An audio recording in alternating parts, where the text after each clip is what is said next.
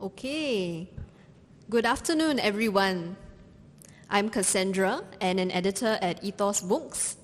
Welcome to the launch of Khairat Kita, a history of Malay Muslim mutual aid in Singapore, which documents the history and people of Malay Muslim mutual benefit organizations, or MMBOs for short. Thank you so much for joining us today, and we are glad that we can celebrate your contributions here today. Before we begin, we would like to thank the National Library Board for partnering with us for this book launch, and to thank all of you here and at home for joining us. Today's program will center around two main conversations. The first will be conducted with representatives from the MMBOs and one of the book's authors, Fauzy, and discuss the significance and history of the MMBOs. The second will see the book's authors and the filmmaker behind the accompanying documentary discuss the importance and challenges of documenting the MMBOs and the value of such heritage documentation work. Each conversation will be followed by a 15-minute Q&A. Questions will be taken through Slido, and for those of you here, you can also raise your hand and we will pass you a mic to ask a question. So please feel free to send them in throughout the program. Live notes will also be taken throughout the program. In order to access Slido to ask questions, or the live notes to read the transcript, you can scan the QR codes on the screen or enter the respective links. Those watching our live stream can find links to the Slido and the live notes in our Facebook comments. Now, I would like to introduce our speakers for the first conversation. First up, we have Hidayah Amin, who will be moderating both discussions for us. Hidayah is a Singapore-born, award-winning author. Her book, Leluhur, Singapore's Kampong Jalam, is the winner of the 2021 NUS Singapore History Prize. Hidayah, maybe you can just raise your hand so we know who you are. Yeah, okay. We are also honored to have with us representatives from the MMBOs today. Firstly, Muhammad Yahaya bin Qadri is the former chairman of the Muslim Community Benevolent Association of Singapore and served in the organization for 50 years. Ibrahim Arif is the president of Persatuan Kemajuan Kebajikan Islam and has been involved in the organization since the 1970s. Mila binti Haji Bakri serves as the secretary of Persatuan Kemajuan Kebajikan Islam. And finally, Khairat Kita author Fauzy Ismail researches Singapore's architecture and urban heritage. He completed his master's in architecture at the National University of Singapore, investigating heritage and third spaces in architecture. For this first segment, the MMBO representatives may respond in Malay, with Hidayah or Fauzy assisting to translate their answers. And now I'll pass the time to Hidayah to begin the conversations. Please join me once again in welcoming our speakers.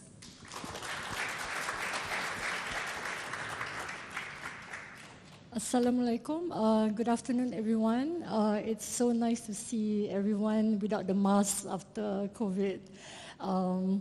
And for you to come on a Sunday to celebrate with us the launch of this very important book.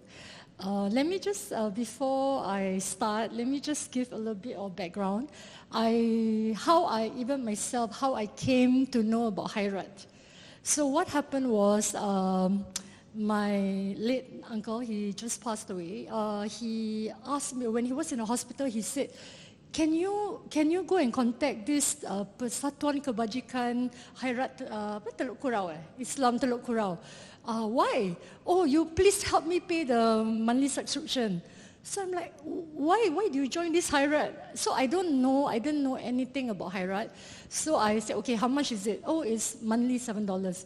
So I asked him, what's the benefit? So he said, oh, if I die, they will take care of everything, and then they even give assistance to the family. So I didn't know anything about Khairat until he told me that. And I didn't even know that they can actually go to your house to collect the subscription. So here I am, I went to the office. So after that, I looked and I saw this like a little bit of history and how they were established. And in my mind, I said, actually somebody should do a research on this. And then a few weeks later, I received an email from Fauzy and said, oh, by the way, would you like to moderate this book that I'm doing? And it's on Khairat. So I think memang macam dah jodoh gitulah. So it's meant to be, right? Unfortunately, I belong to that generation who do not know so much about Khairat. I mean, I'm not proud to say this. I only knew about this because, after my uncle was sick and then he passed on. So anyway, I'm quite thankful to be here. So let's maybe start the conversation. Maybe we can start with Encik Yahya. I will ask you in Malay. You can answer dalam bahasa Melayu ke Inggeris, and then I will translate. So, bolehkah Cik Yahya ceritakan sedikit tentang sejarah bagaimana kebajikan Khairat bermula? So I asked him about whether he can give us a brief history of how Khairat started.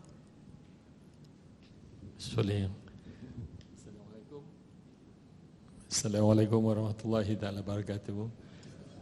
Pardon me, looking at the crowd, I think it's okay. I think I speak in English. Pardon me, do I? Okay, how it started? It is the establishment is within the Custom and Excise Department of the Ministry of Finance. So we started off as in the government department. Yeah? Okay, that was in 10 July 1965. Okay. We have a support, a recognition by the Controller of Customs and Excise during that time. He was our patron of the association. That's how to begin. Then later on the 19th July, we have this body, which is known as Lembaga Khairat Kematian, Pekerja Islam, Customs Singapura. Yeah? It is registered as that, the name. So it's in fact shows that the name is for that purpose. The purpose is for Khairat Kematian, for the death. Yeah? We started with that. Then came, I think 1980, 23rd of July. This body later changed the name again. It was renamed as Lembaga Kebajikan Pekerja-Pekerja Islam Customs Singapura. Meaning the benevolent death, then come benevolent associations. So it served for that purpose also, because we are, the association rather, wanted to ease the burden, financial burden of the member and dependents, and at the same time also bear the cost, part of the cost of the funeral expenses. Okay. Then again, in 2003, it was renamed again because of the splitting. The restructuring of the government department, that is Customs and Excise. Then we have the Singapore Immigration and Registrations. Then subsequently the formation, establishment of the Immigration and Checkpoint Authority of Singapore. Yeah. So that's how it started, and our members all been split. Yeah. Due to formation of ICA, then we have the Singapore Customs also at the same time. This one will affect. This one really affect our, the management of our organization, because originally, as you remember, the name is called Customs. So when you have immigration now, immigration cannot be, according to the bylaw, they are not supposed to be there. So we formulate. We change the, we seek for approval for the bylaw to be amended. So, okay, the name rename again to the Singapore Customs and Immigration Muslim Benevolent Associations. Okay, with this name change, it comes also the purpose. The purpose also do change. The association introduced a new two additional you call it benefits or welfare assistant. The association introduced study award or study grant, and also hospitalization benefit. So you have a death benefit, and then later you also have the hospitalization plus the study grant. Okay, it move on again. I think in 2015 we started our modernization, so-called process of the association, and we have the first so-called website was created. But again in 2017, we revamped the website. We have another website, okay, but I think it's quite slightly different. But this changes when 2017. This one is really happened when RMBO, the Registrar of Society. Okay, not marriage. Okay, Registrar of Society then approve our application for expansion of a bond among the Muslim community, 2017. And it goes on until 2021. We rename our association to the current name. Is registered under the Muslim Community Benevolent Association. So it's until today. And again, I think there's a lot of changes.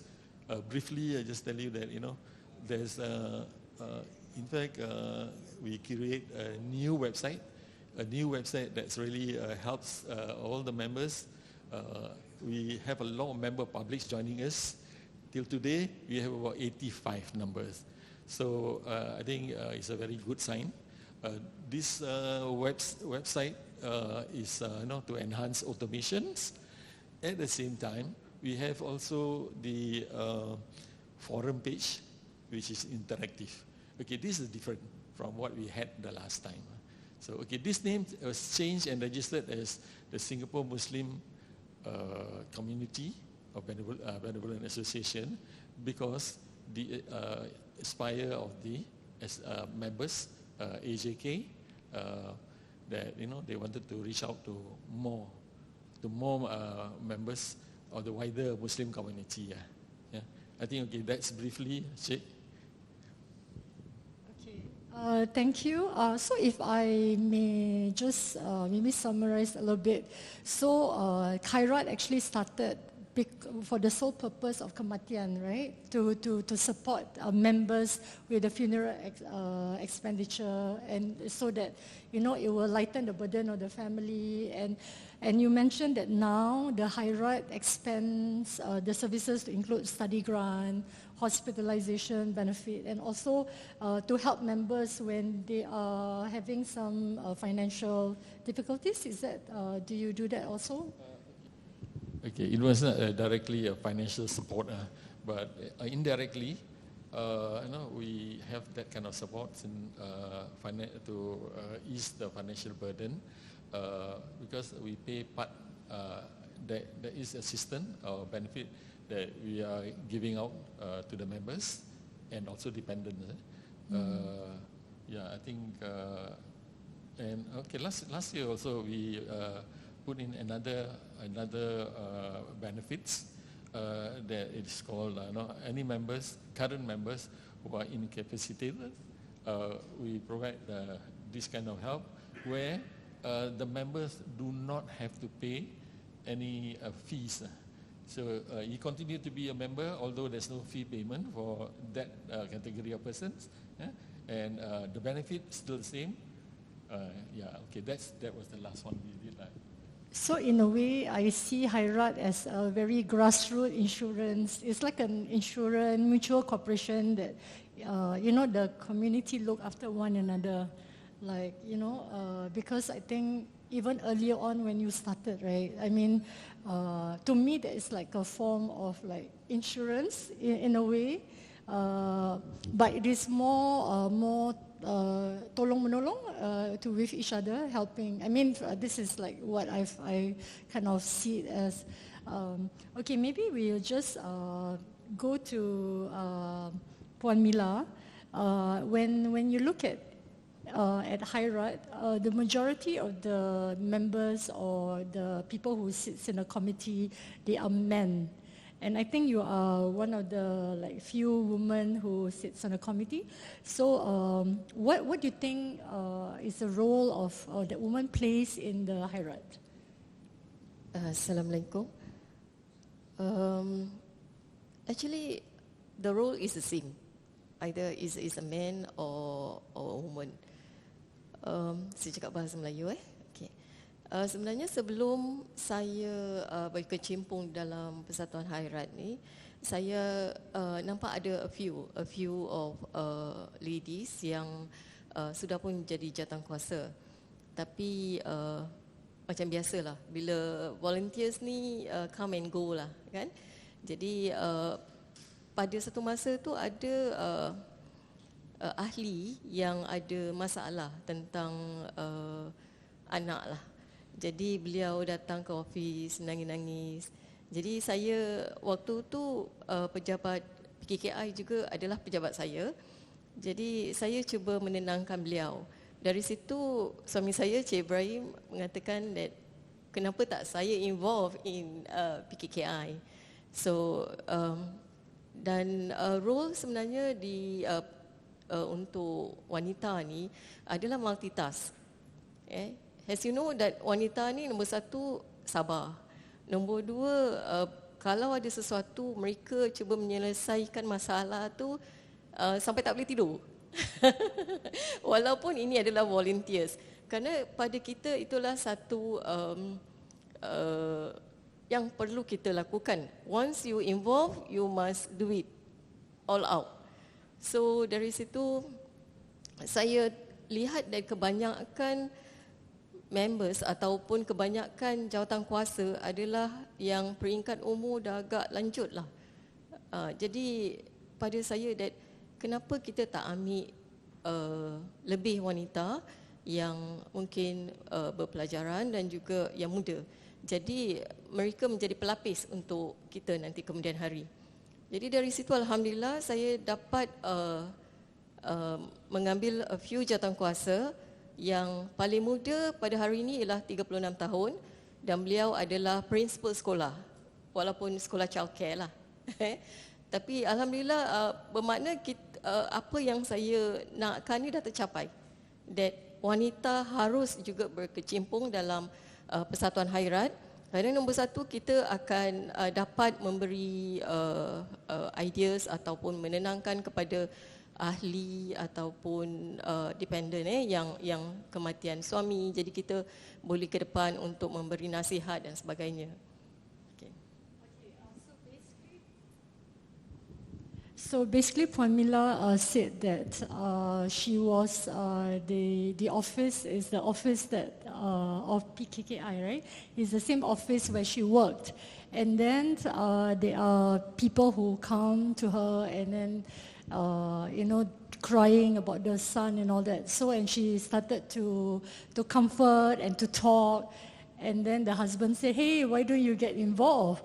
So because like women, we are very patient, and then when not some women, but so women are very patient, and they offer comfort to. I mean, they are more like emotionally connected to the person. So I think even for women, they feel more comfortable talking to another woman. And she said that when there's problem, we always think and they cannot sleep, like you totally immerse yourself in the situation, which also is good because it kind of helps, to connect to the other party. So, and she also mentioned that when she's involved and she tries to get the younger generation to come forth also, because like although they do the same thing, but the woman's touch is also very needed, especially in times of like death. Let's say a woman whose husband passed away or the son passed away, and most likely to see another woman there, it's more comforting. And she said that she's trying to bring in more female representation, and the youngest is a 36-year-old preschool principal. So I think that's a very good step to get the younger generation involved. Yes. I'd also like to, I'm thankful for Puan Mila for sharing that there are more young women participating, but also women's role in Badan Khairat is very important, especially when they first started off, because some women are not comfortable talking to men, especially those widows. And then also, I'm sharing from experience, like for a wedding, the woman will be the one planning almost everything. The men will probably just make the pelamin and then put the kema, but it's the woman who does the cooking, the bunga mangga, the dressing, the makeup, everything. So women's role are very important for Badan Khairat, especially when those that does activities beyond just life and death. Yeah. Okay, thank you, Fauzy. So now we'll ask Mr. Ibrahim, apakah antara cabaran yang dihadapi oleh kebajikan khairat yang boleh menjejaskan kemampanannya? So what are some of the challenges faced by MMBO that could affect its sustainability? Because I think if you look, especially here, a lot of people are already like senior citizens. So, you need to sustain this. And I think this is a very good organization that, it should like go beyond, it should survive everybody's like lifetime. So, Encik Ibrahim?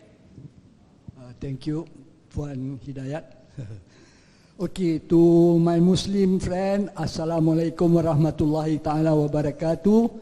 And to the non-Muslim friend, a very good afternoon to you all. First, let me touch a little bit on the women in mutual benefit organization issue. Just a little thing.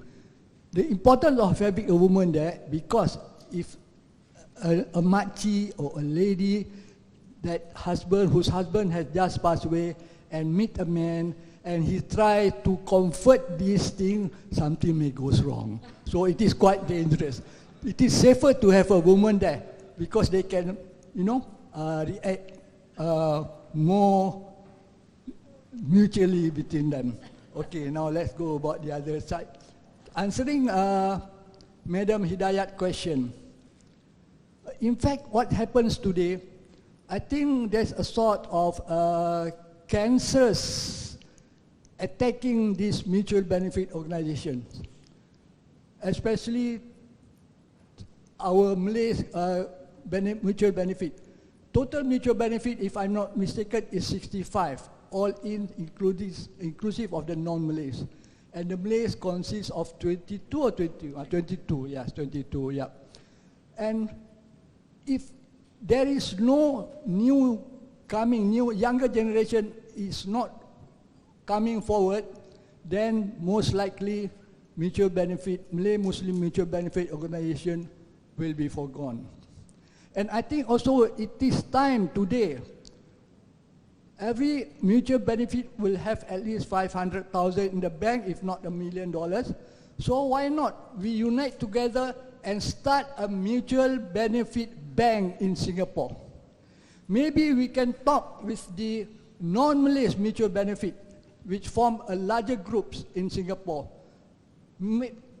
sit together and discuss of the forming MBO bank in Singapore. It is not something impossible. It is possible if we really are keen, if we really want to work together.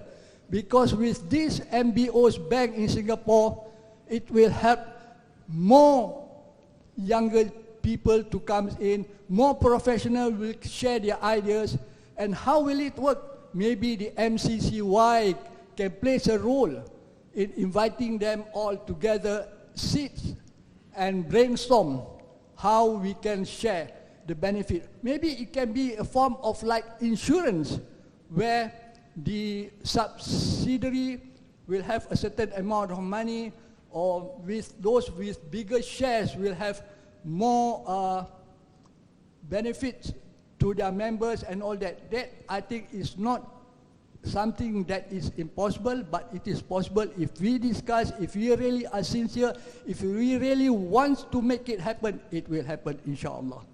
I think, what are the other questions, madam? I'm sorry. Okay, the challenges today is, to sustain, I think it is quite rather difficult if we are the only person that is going to be the leaders in MDO. Just look around. I'm already almost 80. I don't know how long I will survive. And I don't see if there is any new generation that is wanting to take over my position. I wanted to relinquish my position, but it's difficult because no younger generation wants to say, because they think that they have nothing to do. They just sit there, wait for people to die. If somebody died, they've got work to do. If nobody died, they just sleep, no work to do.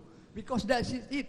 And I think it is also time that the rules and regulations to be considered to change, because 40% from the income you receive, that is the only amount you can spend per month.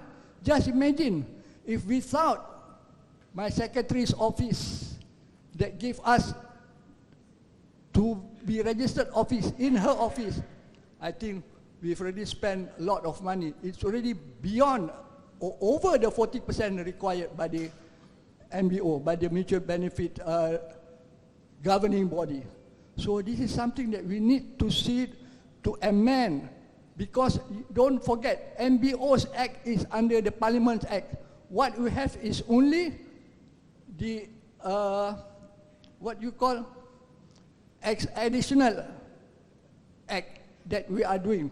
We cannot go over the required act that is already in Parliament, and it has never changed since day one. So you just imagine, 100 years of Parliament rules, regulations, you apply today.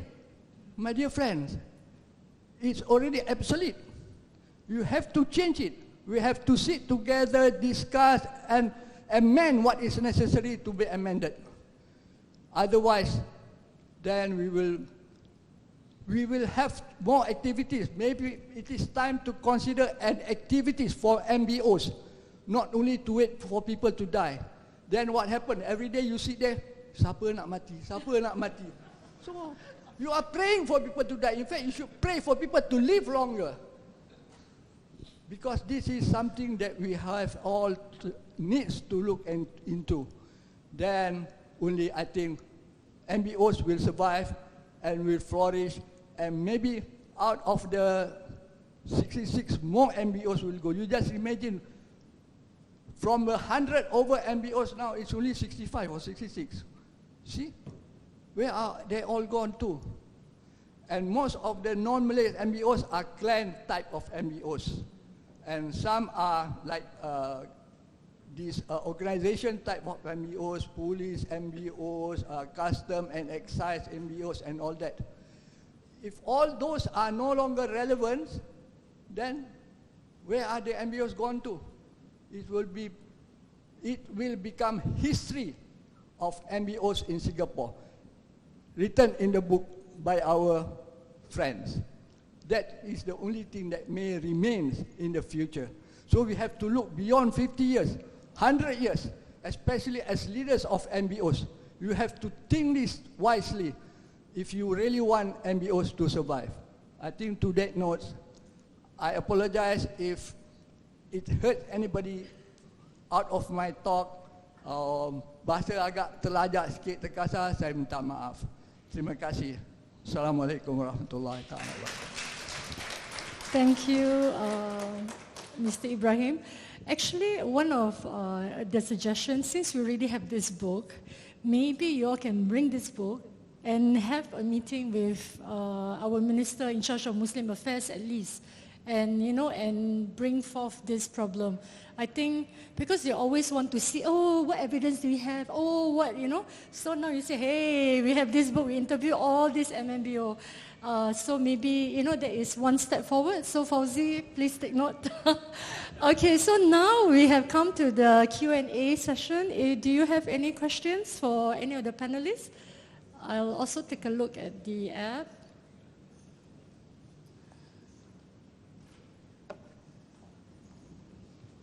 Test.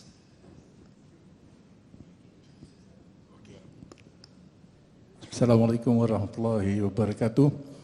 Nama saya Rahim Raus daripada Badan Kebajikan Bukit Panjang. I want to elaborate in English a bit. I just want to add on to what Mr. Ibrahim just said regarding about the collaboration of all the MBOs. Okay. Now, if you refer to the Berita Harian article on 12 September, it says here that the MBOs, the Muslim MBOs, in the 70s and the 80s, there were about 124 registered MBOs. Okay. Now, we are left with only 22. So, there's about 102 MBOs that is been defunct, closed. So, what is the reason behind this closure? Is it because of there's no hierarchy or no? I mean, there's no new blood to take over the association, or was there no new membership to sustain the viability of this MBO? So we do not know. Okay. Then it also says that in 1997, okay, there was a convention, a big convention that was held between the MBOs. If I'm not mistaken, it's conducted at Masjid, Madrasah Wat Tanjung, if I'm not mistaken.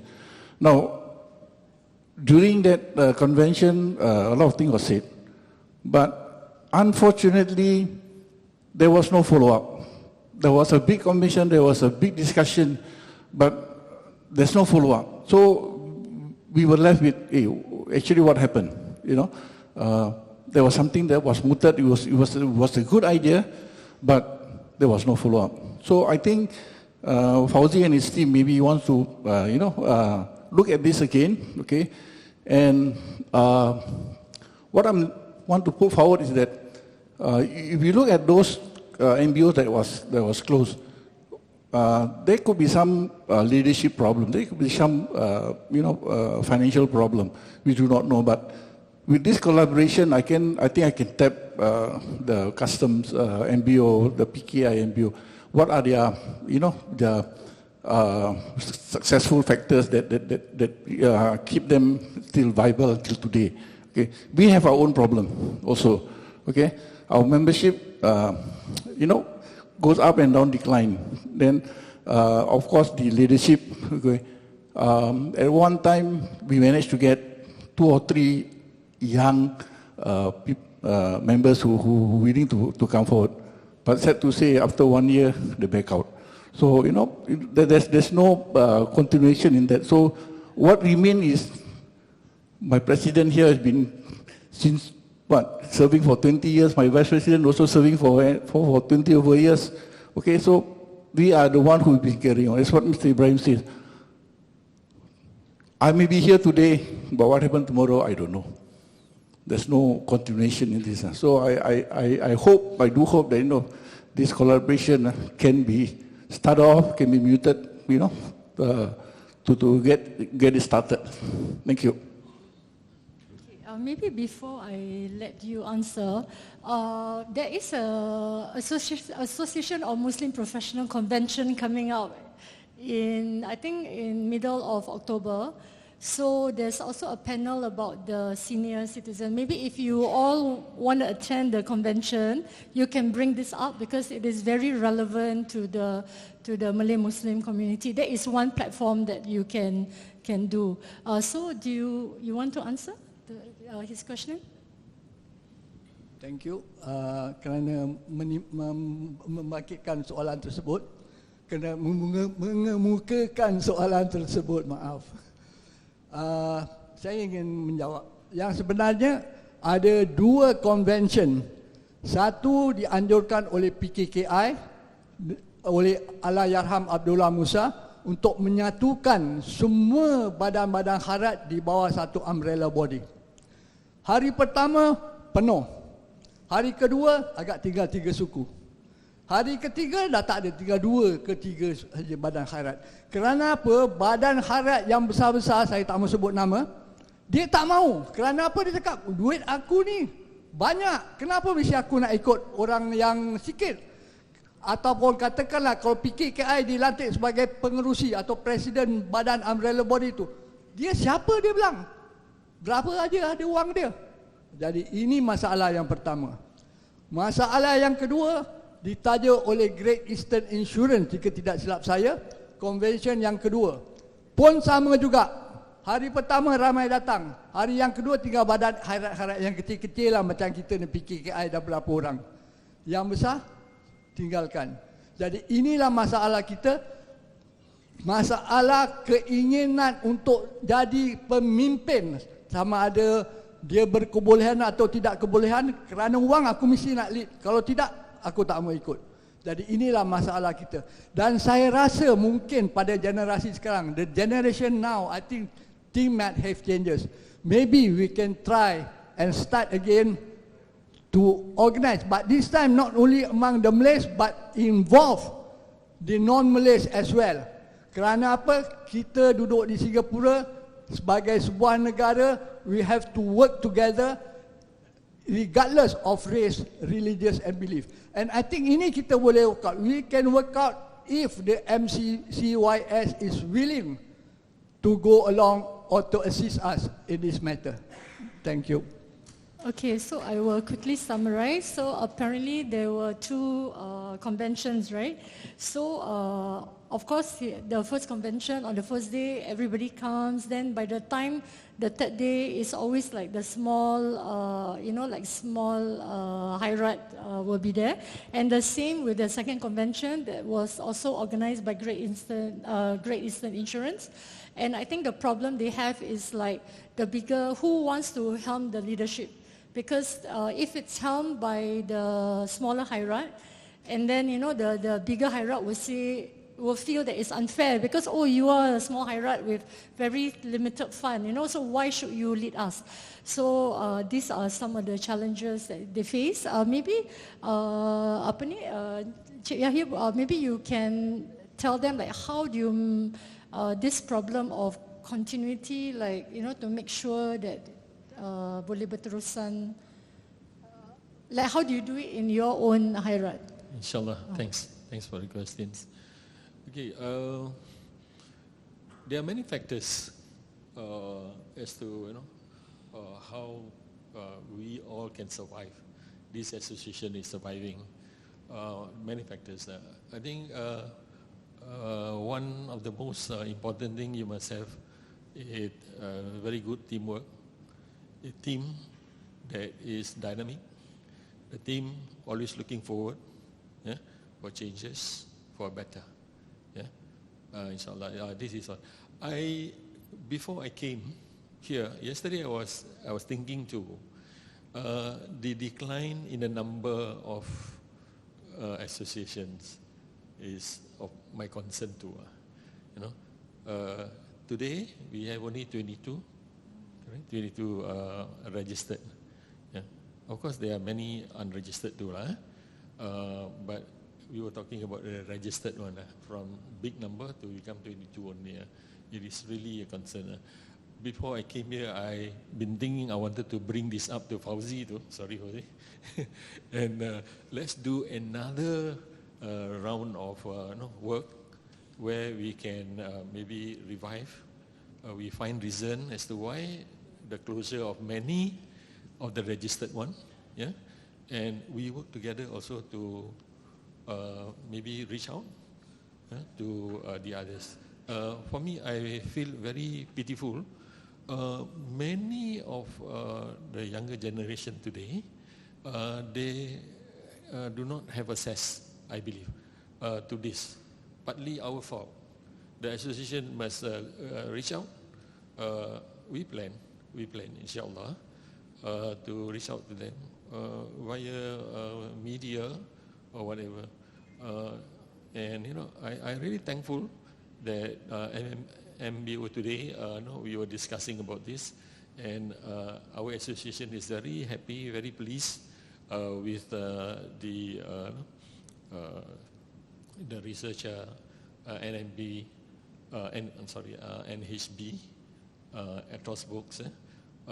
We are thankful to them. Also Hakim for producing a very good film on this. I think all this can be used to maybe reach out. Yeah. For me, I've been thinking, since they have, some of them don't even have the knowledge about the organization. So try to reach out. On our plan, maybe we try to reach out by actively involved in the media. Doesn't matter. It could be Facebook. It could be Instagram. Yeah, we can just depict whatever activities we have. Hopefully this will reach. And Alhamdulillah, like what I said, till today we have about 85, to be exact, 85 numbers of a new member. This lot come from when we registered the name as a Muslim community. Yeah? And they are not, they did not come from the group of customs or immigration officer. Although we still have that pool, we are trying to reaching out to expand our member. But since the aspirations of the association is to expand to the wider Muslims community, we will be trying to do this also. Thanks to Che Ibrahim, for we are also concerned about this matter, the same matter, to collaborate with all the other MMBO. I think it could be a good idea, but there's some constraint too, like what Mr. Ibrahim has mentioned. Yeah? But it's a good, maybe a good move to have another similar activities like this to find out why, and also at the same time to encourage. Yeah, hopefully, all the researcher, Zaki, Fauzy, and also Zakaria will be able to help us. Yeah. Okay, thank you. So we run out of time for this session, but I'll just quickly run through the question. I saw somebody says that now you can can pay membership dengan PayNow. So actually yes, because I paid by PayNow for my uncle. And then how to attract the young people about this, right? I think what we can do, unfortunately I'm not an influencer, but if I have that reach, right, I think our lepak conversation friend is here, use your media to do this. So what I did on my own is, after I found out how good Khairat is, so I do a WhatsApp to all my family, the younger cousins, say, hey, you know what? You see Wali, when he passed away, everything is taken care, everything is so good. So you all should join Khairat. That's why in a way, I think we should do our part by, actually reaching out to our own family members first, and then maybe the younger, you can use all this influencer, you have the lepak conversation, which, that reach out to the younger generation. I think there's also a lot, but maybe this is, you all can think about it, boleh fikirkan. How do you contact the Khairat for help if you encounter people like homeless Muslim who cannot afford decent food? Then how do you keep pace with modern trend of privatization of insurance and rising healthcare, which often exceed funeral costs themselves? What else is there? Then maybe some of you want this question about how MMBO are run, membership criteria management. I think please read the book. It's in the book. That's the whole idea, right? And are there overlaps in the functions of MMBO and MUIS? Do you all collaborate in any areas? So maybe later you can, because our next session is with the authors themselves, so maybe we can bring forth the question to the next session. Is it alright? Okay, so terima kasih banyak kerana menjawab soalan-soalannya. So please give our panelists a round of applause.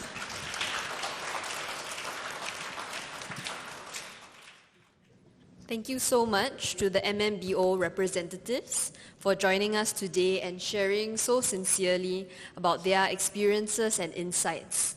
Let's give them a round of applause.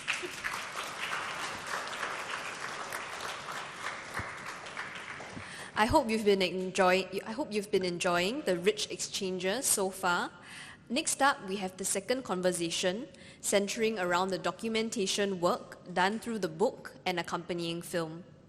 So joining Hidayah and Fauzy again on stage will be our other two Khairat Kita authors. Maybe if you can just make your way up first, and then I will introduce the authors and the documentary filmmaker.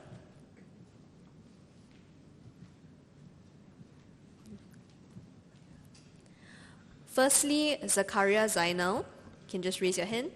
Yeah. Okay. Okay. He is an author and photographer based in Singapore.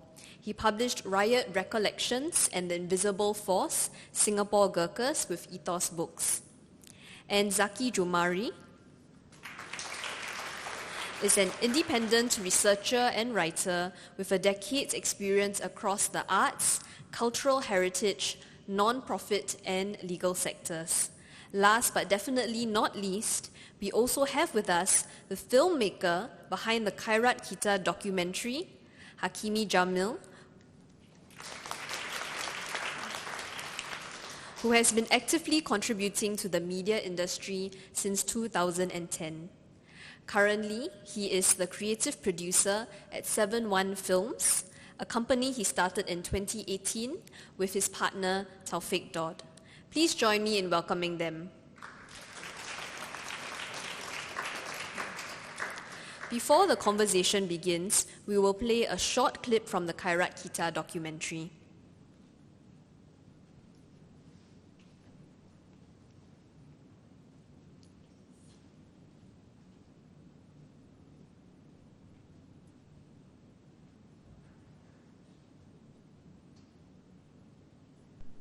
Tarawih ni, kalau nak dikatakan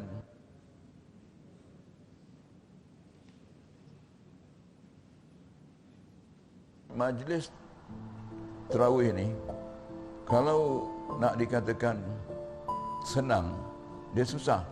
Kalau nak dikatakan susah, dia payah. Jadi dalam soal ni, mesti nak ada semangat kepada datang kuasa yang 5 orang itu. Kita semua umur semua dah 70 ke atas semua. Memang kita besar hatilah. Kita syukur alhamdulillah apa yang kita usahakan.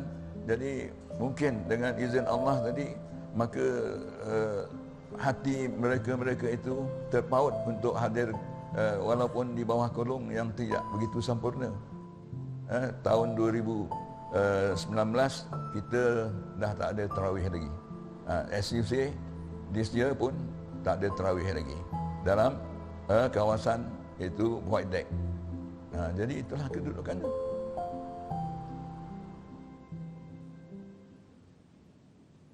Majlis tarawih ni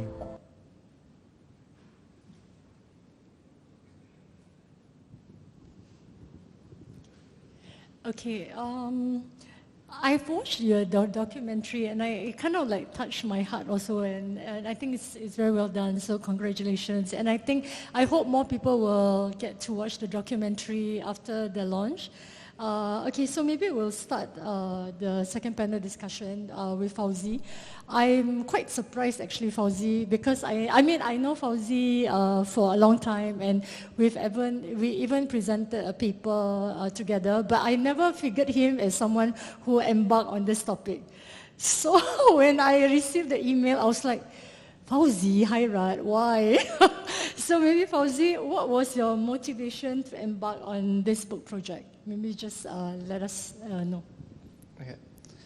One of my inspiration is Hidayah, of course, because when she first produced that Gedong Kuning book, I used it as my thesis.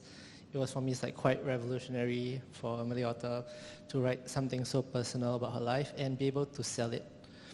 And for me, what started this project is because when I was working at Singapore Heritage Society, I was sick of Chinese people talking about clans. No offense to you guys. But it's always about clans and more clans. I was like, and then when they start explaining their structure, I was like, this is something that I used to experience in my life. Because my family has been in Badan Khairat, but I've never think anything about them. It just happens to be there in my life. They were there, they were one of the first few people to teach me religious classes, to do Ramadan prayers. And then I was like seeing the numbers, they're getting less and less. They're like, oh, I think we should document it. So that we can at least know, even if they disappear one day, we know that this thing exists. So that was the main intention behind this project. Okay, I think it's quite interesting you mentioned that you learn agama, right, from the Khairat. So in a way, Khairat not only looks after your so-called your well-being upon death, but also, nurture and give like pelajaran agama to the younger generation. This one I wasn't aware of, so I think it's quite good that you brought it up. So the next question, it will be for Zakaria. I know you from your Gurkha because I was quite impressed also by that you would document the Gurkhas, and then now you're documenting about Khairat through photos. So what did you learn from your documentation? Because I think like they say, a picture is worth 1,000 words, and sometimes it's more powerful than like a whole 1,000 words. So maybe you'd like to share with us? Okay, thank you. I'd like to say thank you to Ethos Books for organizing this. I'd like to thank the Badan Khairat for coming and all the guests here for spending a Sunday. So when we talk about contemporary documentation, right? So I think the first few challenges that came to mind was when Fauzy approached me. Actually, he's been thinking about this since 2018. We tried to apply for the grant, we didn't get it, but I think 2020 was the time that we got it. And when we got it, it was really at the height of the pandemic. I think it was just a few weeks after the circuit breaker that we got the news. So we were thinking, wow, fantastic, we've got some income, but at the same time, wow, how are we going to do it? Because nothing's going to happen, because meetings won't be around, any form of gatherings will not be there. So we were thinking COVID really was a big challenge in terms of how are we going to do a contemporary kind of documentation where I think if you were to talk to either Hakimi, me, how do we get images of them at work or at play, interactions? It's not possible. So a lot of it was led by talking heads. What I mean by talking heads are interviews and the questions that we try to get it out from them. The second problem was, I guess, ambition. I think Fauzy is a very ambitious person. So he said, let's have the book, let's have social media, let's have documentary, let's have also the research part. So I think what was great was that even though this was this huge beast that we were trying to tame, but we knew that it was a very important topic to go. So my job was what I call being an interpreter of the medium and also an interpreter of the stories, which I think was very, very important. That these men and women who are volunteering know something that we don't. That is, that they are their brother's keeper, their sister's keeper. That no matter how small an amount, it's not just about whether you are taken care of when you die. I think what's fundamentally is that no matter how poor I am, I'm able to help my brother. I think that is the thing that they probably were trying to say, but it didn't come across very well. So I tried to bring that out through the stories.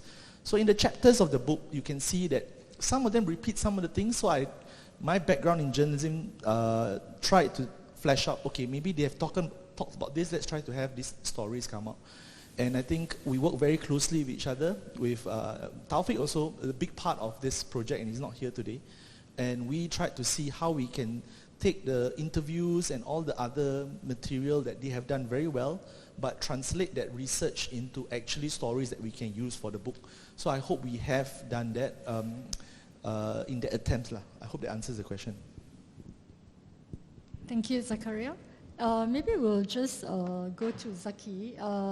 When, like Zakaria mentioned, when you got the grant, it's at the height of the pandemic. And you cannot, the circuit breaker, you cannot go out and have meetings. And so what were some of the main challenges that you face, researching, and especially when interaction is very limited?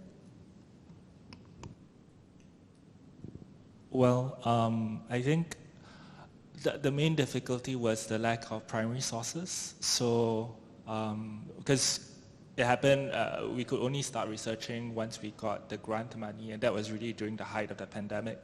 And so what happened then was a number of individuals and organizations we approached, they sort of had to decline because a lot of the people with the knowledge were quite, maybe poor health or quite ill, and so we weren't able to access their wealth of knowledge when it came to understanding the history of these organizations.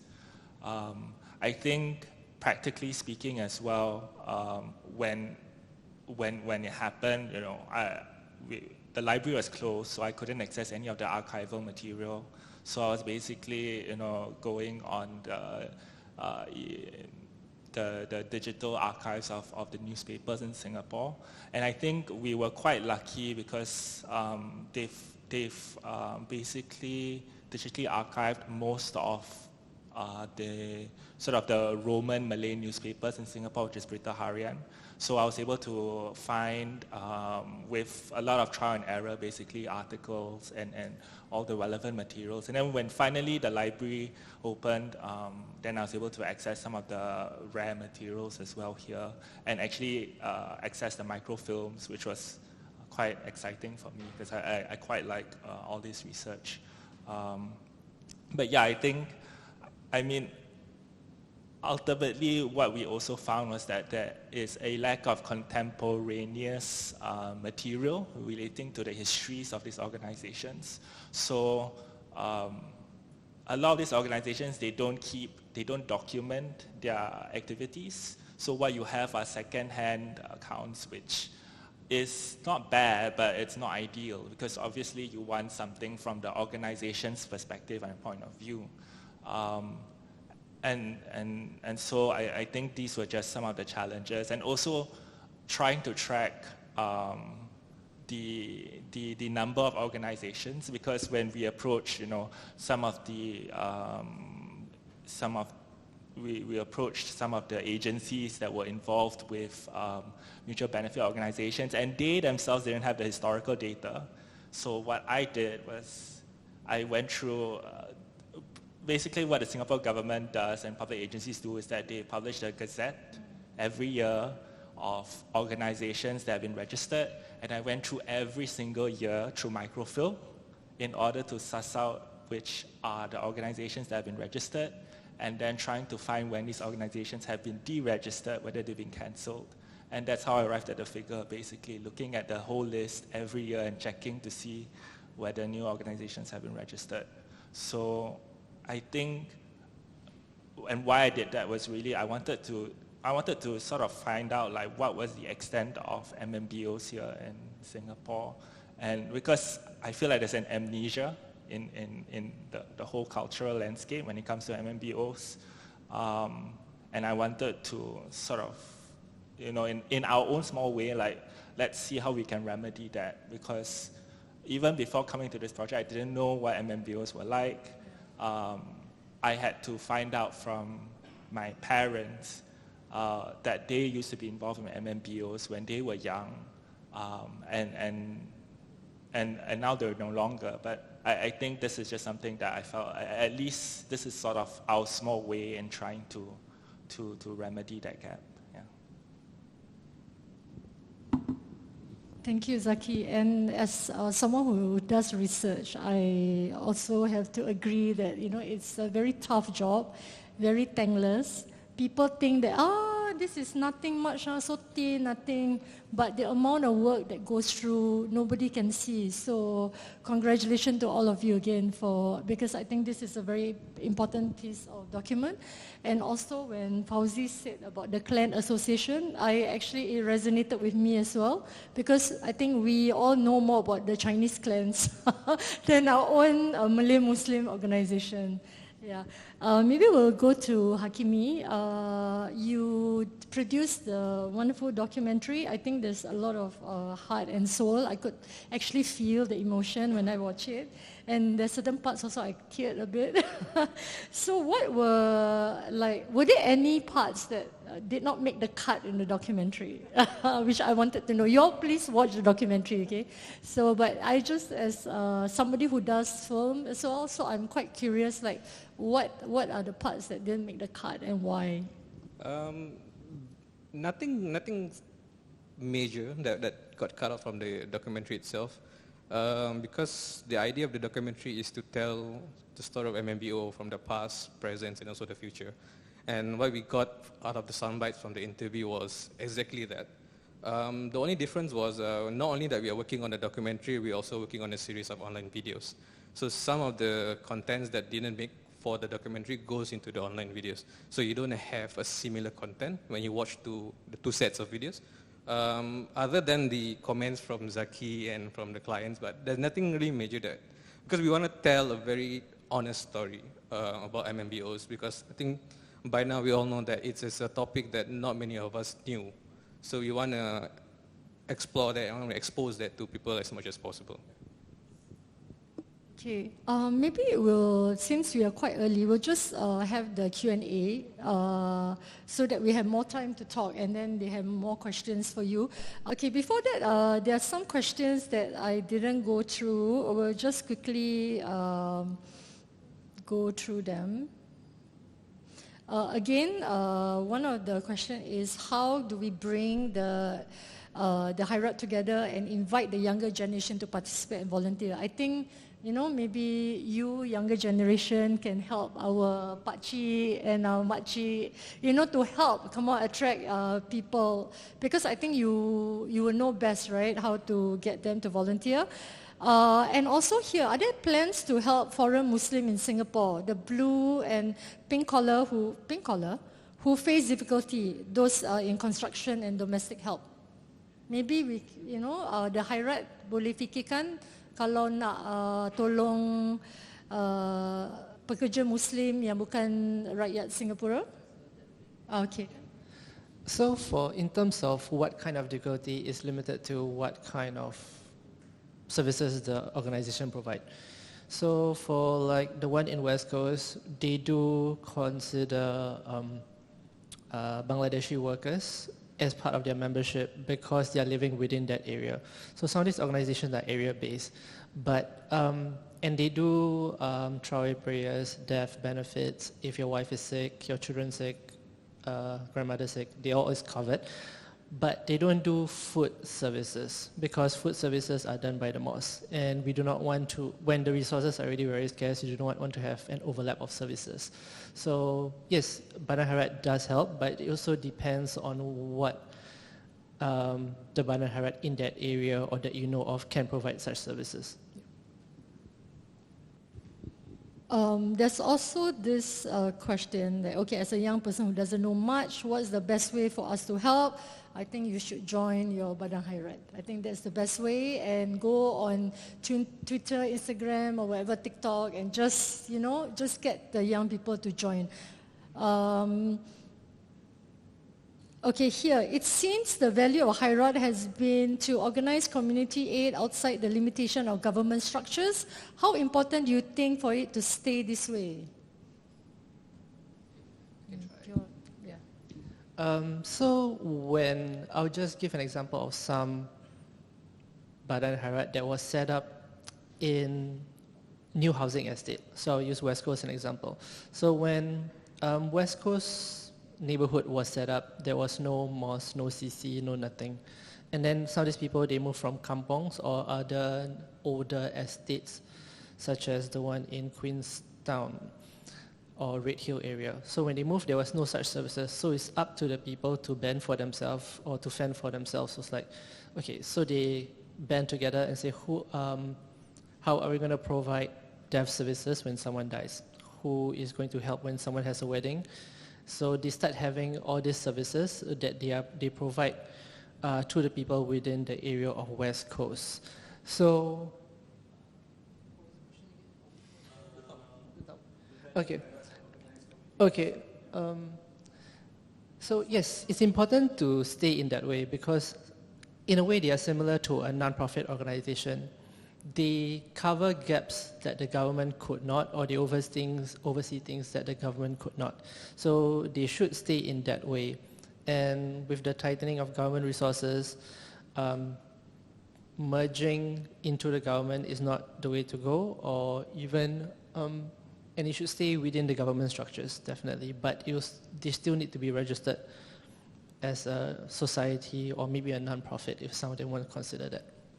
So I just want to add on to Fauzy's point. I think the three of us, some of us, we constantly have conversations of the decline and why, like the relationship that the MBOs have with the government. So at the height of the MBOs, actually the government or members of the government actually constantly reach out to the MBOs because they know that their community support is very strong. So if you were to read in their newsletters, former member of parliament will pen opening notes, events, former President Halimah Yacob used to attend one of the MBOs event.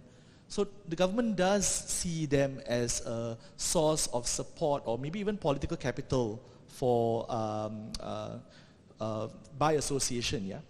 And I think just going back to the book, not trying to promote, but I think you look at the conversations that we did a last chapter on the future of this MBO, and I tried to shepherd the conversation between Fauzy and Zaki, and we talked about how this has happened. And I think I remember clearly, I forgot who mentioned this to me. Someone said, our organization is now badan only because when other organizations came about, like Mendaki, one leg went away. When Muiz came, one arm went away. So sekarang tinggal badan aja, you know, just left the body. We don't have anything else. So that's a very interesting way of seeing how good or bad that because of this, the banyan tree of government coming in, I think it's worth looking into that, you know, that the relevance of the MBO and how can they, it's a chance actually maybe to innovate or to transform when the threat is existential, so it's something worth thinking about. Yeah.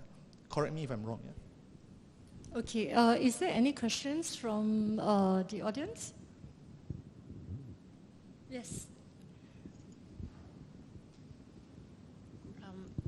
Pardon me my ignorance if I do not understand completely. I would just like to know, speaking as someone who is non-Muslim, two things.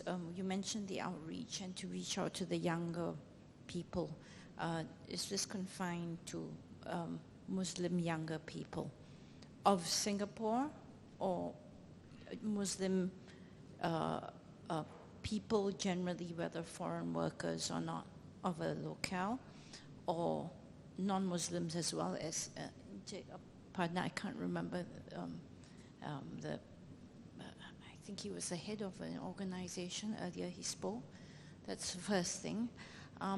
My second question pertains to areas of overlap, because as you say, when Mendaki came, one limb went, and then there is another organization, I understand, called Pergas.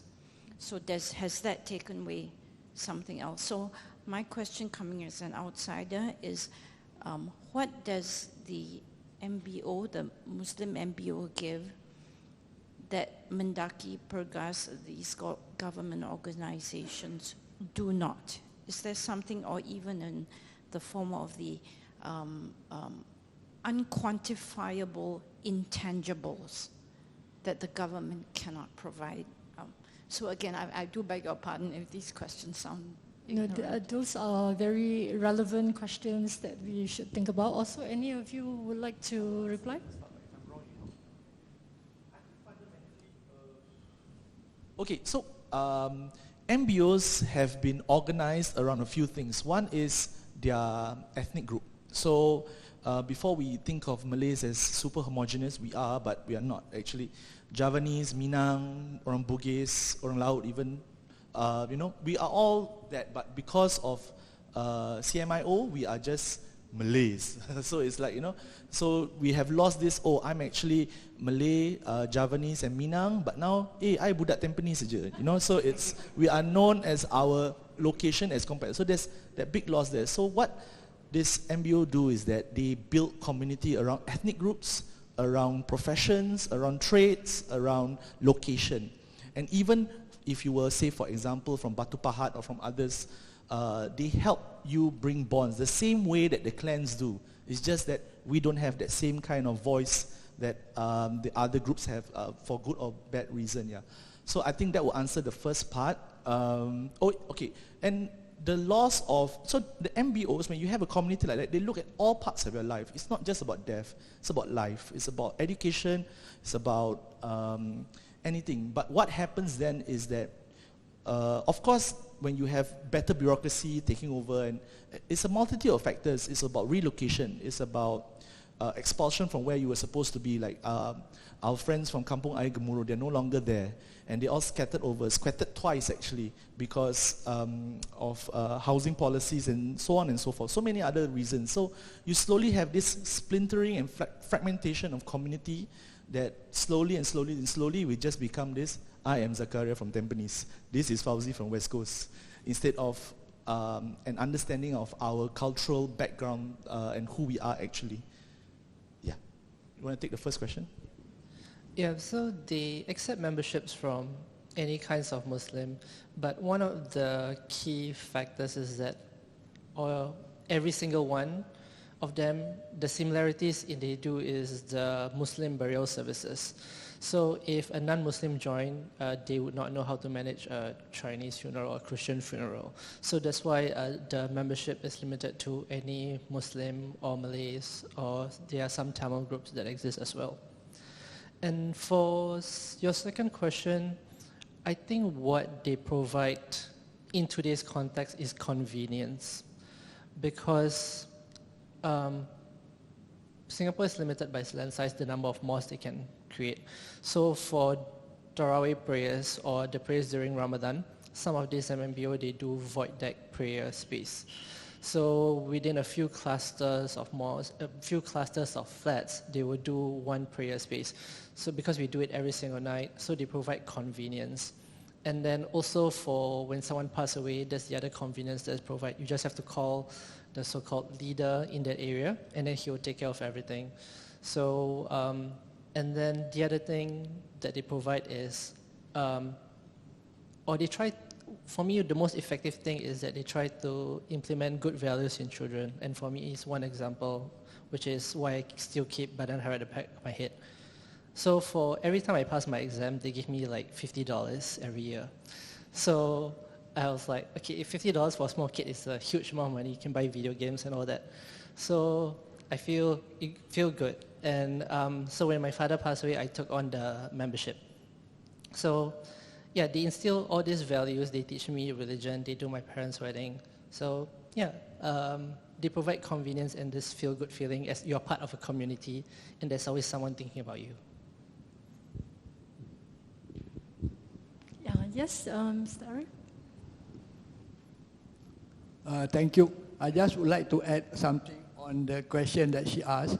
In fact, in 1970s and 80s, PKKI opens its membership to non-Malays. And we have Chinese members. But unfortunately, only for 1 or 2 years after that, it just deliberately, I think, they did not pay the subscription fee, and hence they are no longer members.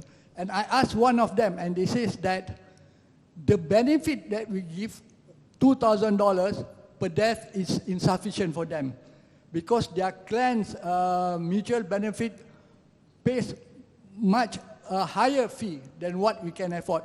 And that, but taking into consideration the subscription that we charge is $6 per month, which we covers all the husband, the wife, the father, the mother, the in-laws, the children. You just imagine that $6 times 12 is $72 per annum, and we have to cover the members 2,000, parents 1,000, children 600. Thinking wisely, we may not be able to support if 1 year, 3 or 4 deaths happens.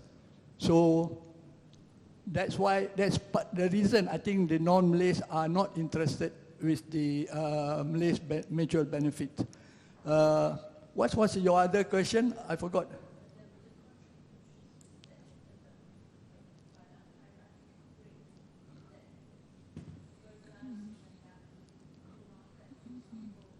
Oh, I think it doesn't lapse because, yeah, for the Badan Khairat, they are more interested in their own families, and like Pergas, they have their guru-gurus and all other Mendaki or whatsoever. They have their own members. It's because it is a member-based association. So basically, it doesn't, affect the Khairat. That's on my point of view. But one thing, I'm happy with PKKI because we managed to get younger generation. One of our young was here, Where is he? There. Andi Muhammad Martin. He's the treasurer of PKKI. That's one thing. I'm happy.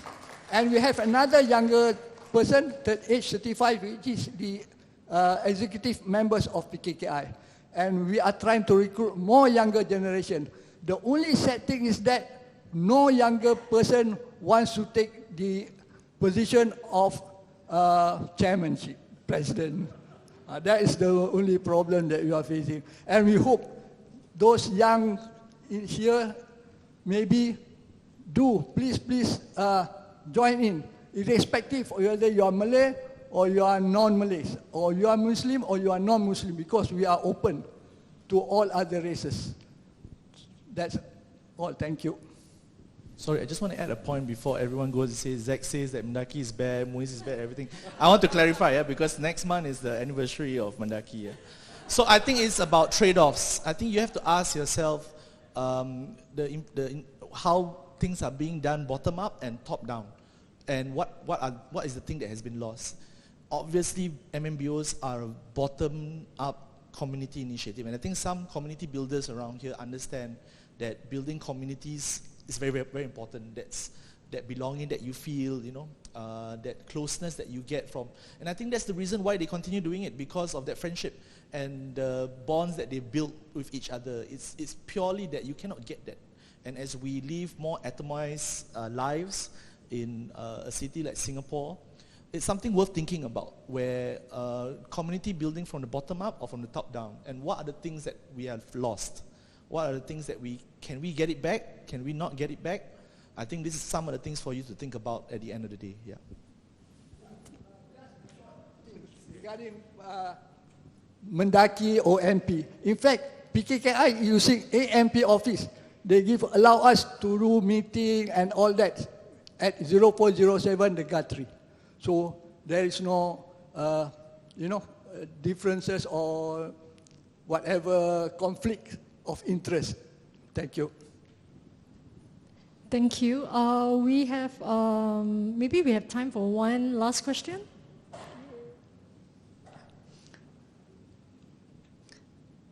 There is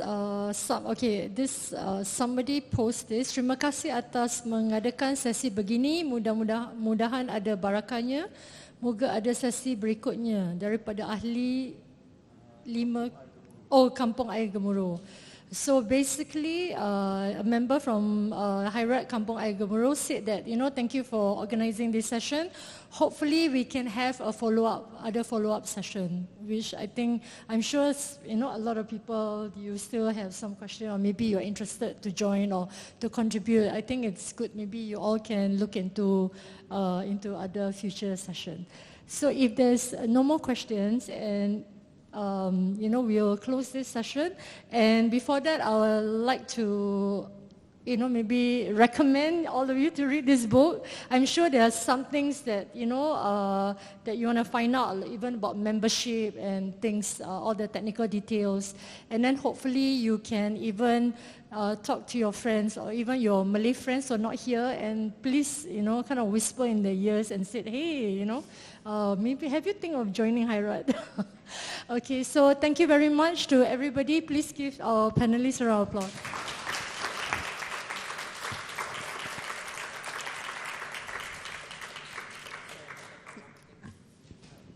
Thank you so much for everyone for coming here. And I'd like to acknowledge that even though I was the one who started this project, it was Zakaria who finished the entire book by himself. Yeah. Because halfway through this project, me and Zaki, we got a scholarship to study overseas, so we couldn't finish. So all the credits and hard work is Zakaria, and also for Ethos Books for supporting us for all this.